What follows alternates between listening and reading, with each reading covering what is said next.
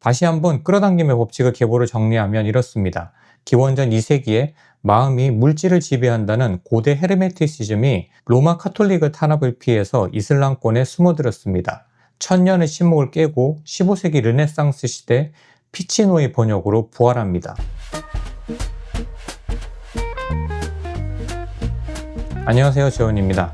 생각하기만 하면 현실이 된다. 누군가에게는 사실이고 누군가에게는 의심이고 또 누군가에게는 실언으로 보이는 이 말은 들어보지 못한 사람은 있어도 아마 한 번만 들어본 사람은 없을 것 같습니다. 저도 수년 전에 우연히 어디서 이 말을 듣게 되었는데요.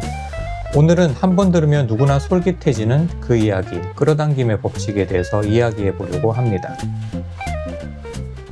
이 끌어당김의 법칙은 현대 자기계발 분야의 책들의 핵심 주제라고 할 수 있을 만큼 흥미있는 주제입니다. 혹시 처음 들어보시는 분들을 위해서 간략하게 말씀드리면 나의 생각으로 인한 감정과 느낌이 그것과 어울리는 것들을 현실에 나타나게 한다는 말입니다. 물리적으로 말하면 일종의 공명현상이라고 할 수 있을 것 같은데요. 너무나 간단하고 쉬워 보이기 때문에 모두가 관심을 가지지만 막상 실천해보면 또 그렇게 쉽지만은 않습니다. 그래서 이것을 실현하는 방법을 다루는 영상이나 책들은 정말 많은데요. 저는 이 실현 방법도 궁금했지만 이런 생각이 어디서부터 유래가 되었는지도 너무 궁금했습니다. 그래서 자료들을 좀 찾아봤어요. 그래서 이번 영상에서는 그동안 알아낸 끌어당김의 법칙의 계보에 대해서 말씀드리려고 합니다. 그 계보를 쫓아가다 보니까 재미있고 놀라운 사실도 만날 수 있었는데요. 그것들에 대해서도 이야기해 보겠습니다. 현대적인 끌어당김의 법칙의 직접적인 유래는 19세기 뉴 서치 무브먼트, 즉 신사상운동이라고 할 수 있습니다. 신사상운동은 우주는 하나의 거대한 지성이며 인간의 마음은 그 지성과 연결되어 있다고 주장했습니다. 따라서 인간이 어떤 생각을 하느냐에 따라 물질적 현실, 건강, 행복이 그대로 결정된다고 봤던 거죠. 미국에서 이런 운동이 있었다니 좀 생소하실 텐데요. 신사상이 일어난 18에서 19세기 미국은 산업혁명으로 자본주의가 급속하게 창궐하던 시기였고 전통 종교의 권위가 흔들리기 시작했다고 합니다. 그 속에서 신이 아니라 인간이 스스로 삶을 개선할 수 있는 것 아닌가?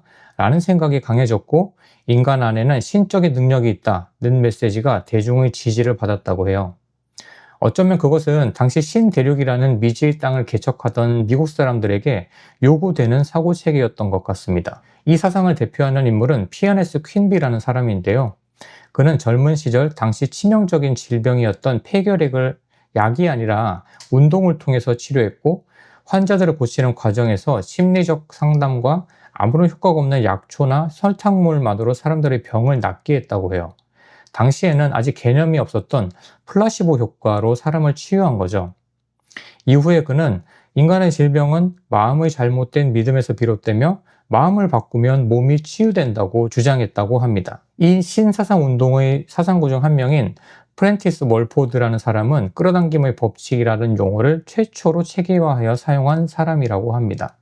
이런 흐름은 20세기에 들어서면서 철저하게 자본주의적 부의 축적과 결합하게 됩니다. 이때 월리스 와틀스가 부자가 되는 지혜라는 책을 썼는데 이 책이 론다 본의 시크릿의 모태가 되었고요. 또 이 시기에 나폴레온 힐의 유명한 책 생각하라 그리고 부자가 되어라가 출간되기도 했습니다. 이런 흐름이 21세기까지 이어서 2007년 론다 본의 시크릿이 메가 히트하면서 끌어당김의 법칙은 대중화가 된 것이죠. 그럼 이 신사상운동은 어디에서 영향을 받은 것일까요? 그것은 18세기 메스머리즘과 17세기의 연금술이었습니다. 메스머리즘은 최면술을 말하는데요. 이 이름은 오스트리아의 의사 프란츠 안톤 메스머에서 나온 것입니다. 이 사상은 우주에 보이지 않는 신비한 에너지인 동물자기, 애니멀 매그네티시즘이 가득 차 있다고 주장하면서 이 에너지가 사람 몸에 막히면 병이 생기고 최면으로 통하게 하면 병이 낫는다는 치료법을 유행시켰다고 합니다. 이 메스머주의가 17세기 초 미국으로 건너가서 대유행을 하게 되는데요. 이 유행을 따르던 사람 중 한 사람이 바로 신사상 운동을 일으킨 퀸비라는 거죠. 17세기 연금술은 정신적인 연금술을 말합니다. 이 연금술을 따르던 사람들은 내면의 불순물, 즉 부정적인 생각을 정화하면 황금, 즉 신성과 성공을 완성할 수 있다고 주장하며 인간의 마음이 자연과 우주를 변화시킬 수 있다고 굳게 믿었다고 합니다. 우리가 아는 아이작 뉴턴도 평생을 바쳐서 이 비밀 연금술 문헌들을 연구했다고 합니다. 이런 주장의 기원은 다시 르네상스 시기로 옮아갑니다. 이 르네상스 시대에 중대한 사건이 발생하는데요. 그것은 피치노의 발견이라는 사건입니다. 이 이름은 제가 붙인 이름입니다. 이 사건으로 르네상스 시대에 그 전에 1000년 동안 잠자던 중동의 사상이 깨어나게 됩니다. 15세기 르네상스 시기의 이탈리아의 메디치가는 자기 가문의 힘과 정당성을 확보하고 싶어 했다고 합니다. 그래서 고대 유적들을 대규모로 발굴하게 됩니다. 1960년 어느 날 그 메디치가는 아랍 지역에서 흘러온 고대 문헌 하나를 입수하는데요. 그 문헌의 이름은 코르푸스 헤르메티쿰이었습니다. 메디치는 마르실리오 피치노라는 학자에게 이를 라틴어로 번역하도록 했습니다. 그런데 그 책 속에 당시 사회를 흔든 엄청난 이야기가 담겨 있었다고 해요. 이런 이야기가 적혀 있었습니다. 인간은 신성을 품고 있으며 마음의 힘으로 우주와 소통할 수 있다. 신이 밖에 있는 것이 아니라 내 안에 있다는 말은 인간은 원죄를 품고 있다는 중세적 세계관에 익숙한 르네상스 당시 사람들에게 엄청난 충격을 주었다고 합니다. 그것은 플라톤 철학과 결합해서 르네상스 인문주의의 기반이 됩니다. 피치노가 번역한 코르푸스 헤르메티쿰이라는 책은 당시보다 1000년을 앞선 고대 헤르메티시즘을 대표하는 경전이었습니다. 헤르메티시즘이란 기원전 2에서 3세기 헬레니즘기에 이집트 알렉산드리아에서 기원한 신비주의적 종교 철학 사상을 말합니다. 그리스의 전령신 헤르메스와 이집트의 마법의 신 토트가 융합된 헤르메스 트리스메기투스가 남겼다고 전해지는 고대 문헌들의 그 뿌리를 두고 있어요.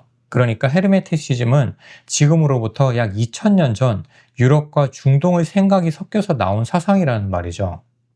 헤르메스 주의에는 as above, so below, 위에서와 같이 아래에서도 라는 유명한 대원칙이 있는데요. 이것은 우주와 인간은 긴밀히 연결되어 있으며 지상의 현상과 하늘의 움직임이 서로 대응한다는 말이라고 합니다. 이 대원칙은 정신세계가 물질세계를 창조한다는 생각의 가장 오래된 시초라고 할 수 있는 것이죠.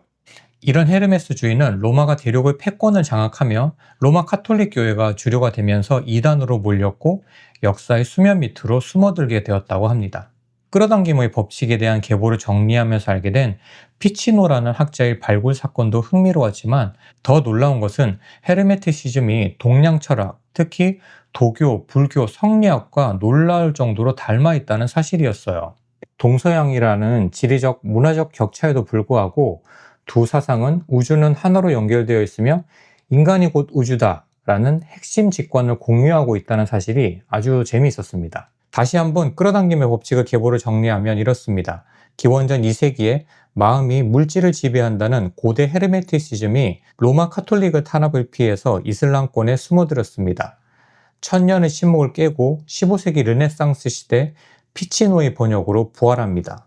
이후 17세기 연금술과 메즈머리즘으로 연결되었고요. 이는 19세기 미국으로 넘어가서 신사상 운동으로 발전하게 되는 거죠. 그리고 오늘날 미국식 자본주의와 만나서 현재 끌어당김의 법칙이 탄생하게 된 것입니다. 오늘은 끌어당김의 법칙의 계보에 대해서 알아봤어요. 우리는 일반적으로 성공하면 행복할 거라고 생각하지만 반대로 행복해야 성공할 수 있다는 것에 대해서도 생각해보면 좋을 것 같습니다. 영상을 보시는 분들도 항상 즐거운 마음 유지하시기를 바랍니다. 오늘 이야기는 여기까지 하겠습니다. 감사합니다.